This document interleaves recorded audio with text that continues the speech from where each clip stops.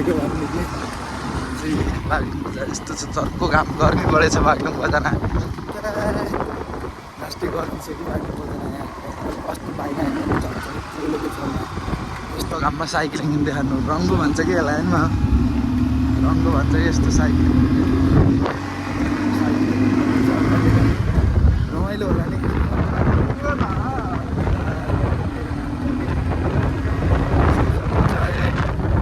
गाउँ गएको थिएँ तर गाउँबाट पनि फेरि बजार आएर फेरि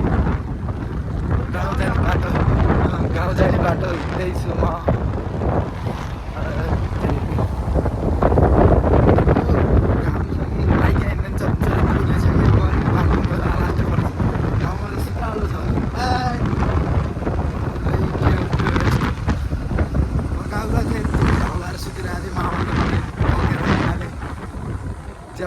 सुतेको बित्थाले बोकेर हिँड्नाले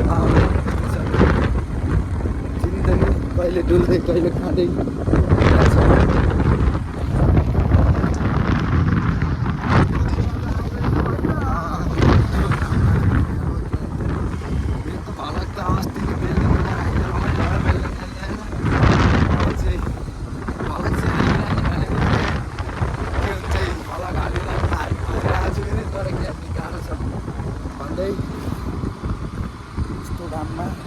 छोरोहरू भलक गरौँ न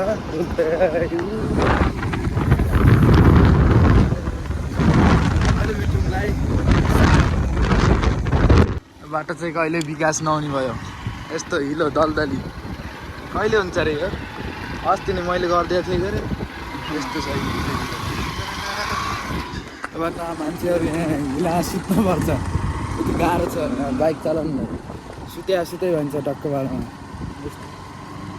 पिच छ यता आनन्दको सबै पिच छ तर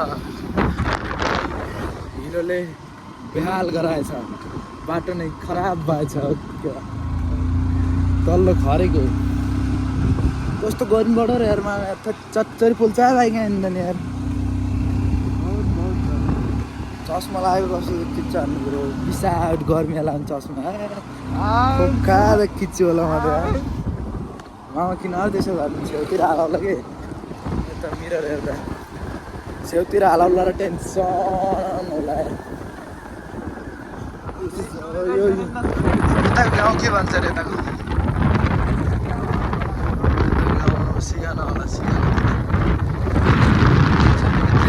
जानुपर्छ अब एक दिन सिगानातिर सल्लेरी रेसाबाट सल्लेरी हुँदै बाग्लुङबाट पुग्दै तर हामी चाहिँ सिगाना पुग्नु पर्ने हुन्छ तर आज होइन धेरै समयपछि क्या अलि पछि जानुपर्छ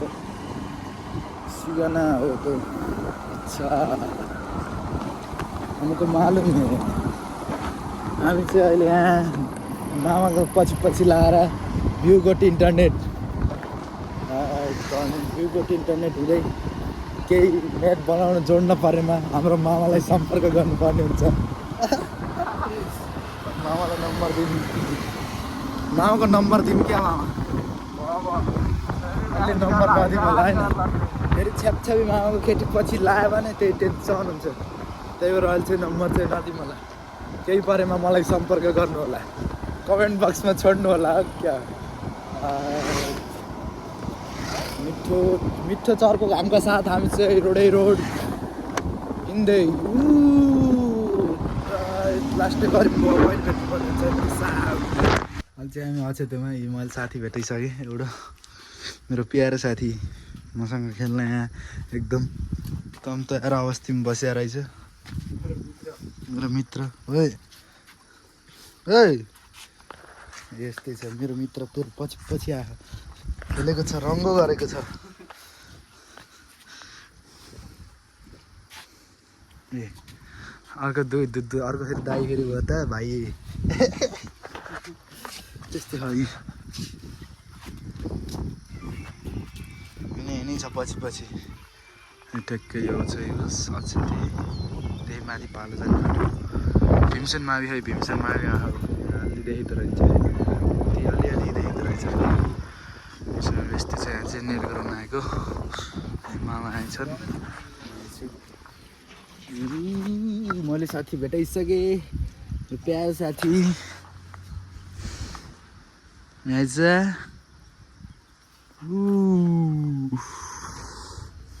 त्यो चाहिँ काम मन लागेको मामाले चाहिँ बाइक त्यहाँ आएर हो भन्दै के बार मामा अनलाइन आयो अरे अब कहाँ हो त जाने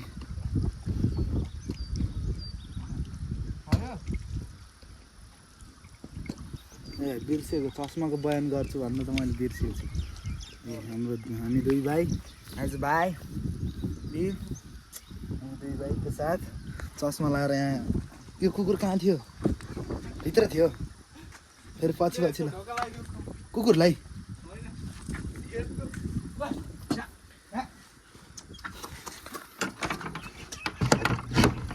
यो घर चाहिँ मेरै जस्तै भनौँ टक्कै दुई भाइ पछि पछि लाउँछ त्यही रङ्गो गरे यो गर्मी रङ्गो भयो दुई भाइ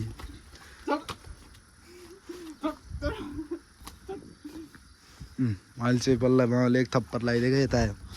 आइज त यहाँ बस आइज आइज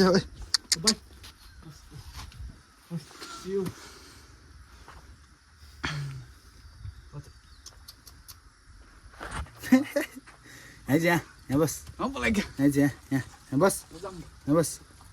बस बस गुड बस फेरि भनेको मान्नुहोस् बस त्यहाँ बस बस बस अन्त गयौँ भाइ मिसिन पकाएर टक्क पारमा चाहिँ हामी हिँडेको कहाँ मा सलम यतैबाट जाने हो मान्छे पाला अच्छा अच्छा यहाँ पाला भागो बाई बाई मेरो भाइ चाहिँ हामी गयो पर्ने हुन्छ चाहिँ हामी पाला तल छिटो झर्दै त्यही छ जिन्दगी प्यारले उकालो ओह्रालो गर्दै जाने भयो दिन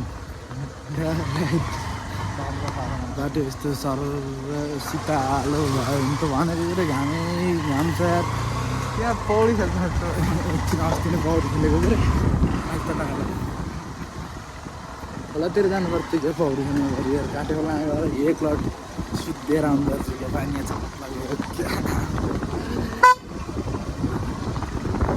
छ त्यो अब त्यहाँबाट हामी उकालो लगाएर जाने हो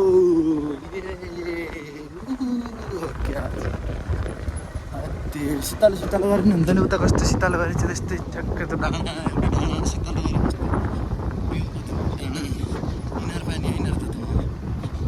धरमदास तल धरमदास माथि किनार पानी होइन अक्षते बजारी हाम्रो एउटा एक मस्त सानो बजार राम्रो बजार विशाल टोकिया मैले आगो लागेको छ हाम्रो चर्चर हिजो रत्नचरीको उसमा आगो लागेको छ कुरुदेखि कुरुदेखि रत्नचर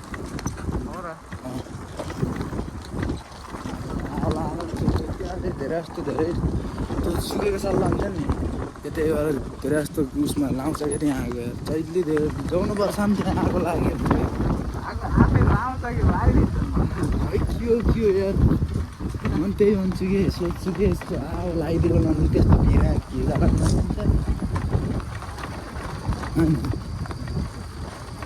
माथिबाट आगो हालेर भाप हाल्दा लाग्नु तल लाग्नु होला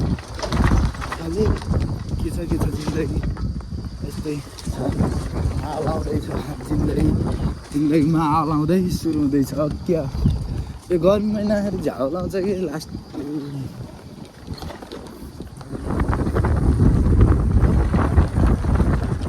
चस्मा लाएर लास्टिक शीतल एकदम बरान्डेड भएको छ अहिले पोल्ने समस्या निकै कममा देखिएको छ चस्मा लाग्नुको कारण यस्तै छ तल बाटो मामा चाहिँ एक्सट्रिम राइडर फेरि लुगा सुताइदियो होला मामा बयान गर्नु के पाउँदैन कि फेरि यहीँ सल्लेरी यस्तो सोधेको सल्लेरी यहीँ आलाउँदा टेन्सन होला फेरि पाउन मिसिनका साथ हामी चाहिँ तिमीलाई म एउटा कुरो भन यहाँ खाने भ्याकुर मेरो हो रिजर्भ हालेको यताउति हाइवेमा हिँड्नलाई क्या हाइवेमा हिँड्नु पऱ्यो भने त्यो हाम्रो जेसिबीलाई सम्झिनु होला त्यस्तो भन्नु त हालेको मामा ड्राइभरले त यहाँ ल्याएर अफरोडमा हालिदिन्छ के अरे कहाँको ड्राइभर त्यहाँ मेरो जेसिबी अहिले जङ्गलमा छिराइदिएछ क्या उता हाइवेमा चलाउने उहाँ रिजर्भ सिजर्भ बिहा सिहा बट्टाउनमा लाने भनेको यहाँ छिराइदिन्छ आयो अर्कोको त ठुलो यो त होइन अर्को आइहाल्यो मामाको जेसिबी सानो जेसिबी त होइन मेरो यो जेसिबी होइन तलको जेसिबी हो अच्छा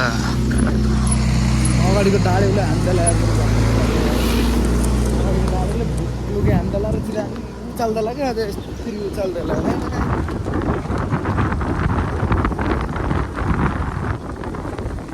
यो हेर न अच्छा यो रिजर्भको लागि बिहा बट्टाउनको लागि भनेर हालेको होइन यहाँ यस्तो अप्ठ्यारो हेर यस्तो गराइदियो यो बाटो कहाँ पनि तर हामी हरिना अच्छा बाटो विकास हो मामाको बिहाको कुनाहरू जोड्दैछ मामाले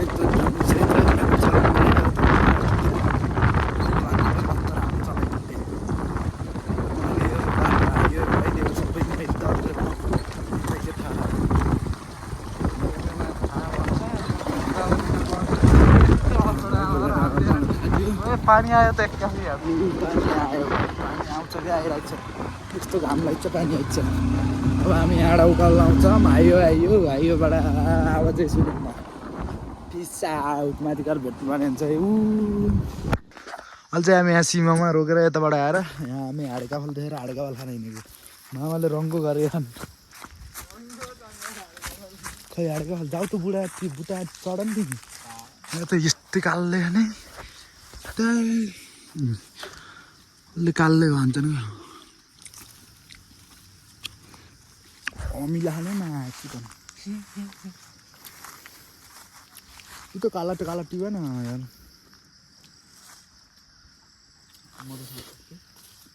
जाऊ के रुखमा चढ फाला उयो डाला साला भाँच न हेर न यहाँ कस्तो छन् भाँच्न बच्चा ए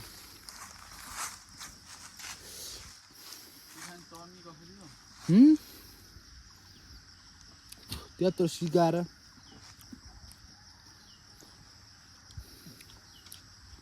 उयो डाला भाँच्छ न एक्सपोर्ट छन् कि मामा बुट्टामा चढ्न चाहिँ भएन बुट्टामा चढ्न सिकाएको छु मैले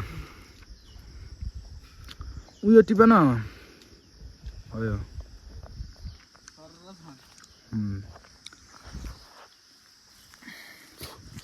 के उयो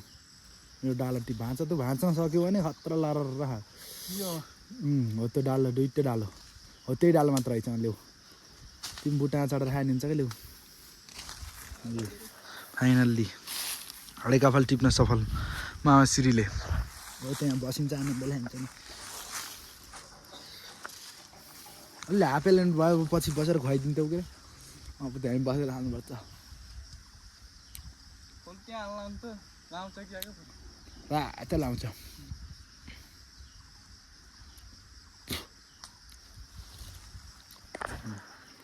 देख्न सक्नुहुन्छ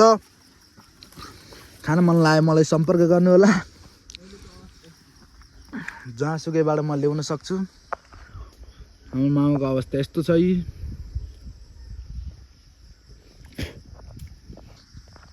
काँडा देखे कालन त मामाले हाडेका फलेर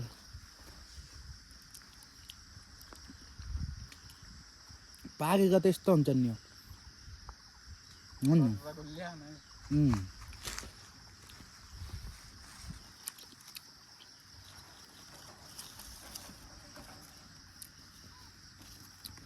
यति हाडेका फल देखाउँदै म मेरो भ्लग